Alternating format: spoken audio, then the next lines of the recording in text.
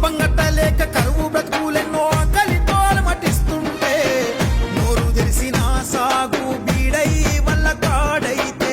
పన్ను పెరగోస పెడితే పరిధి దాట సమ్మక్క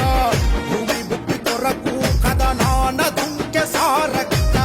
శత్రువుల గుండెల దిరె కత్తులను దూసితే నెత్తురు ఏరులై పారెను ఆ సమరాన పోరాడి పోరాడి అసుగులు బాసెను అమరులు పచ్చని అడవిలో విచ్చుకున్న పొద్దు ఆదిశక్తి సమ్మక్క మైమలు చూడో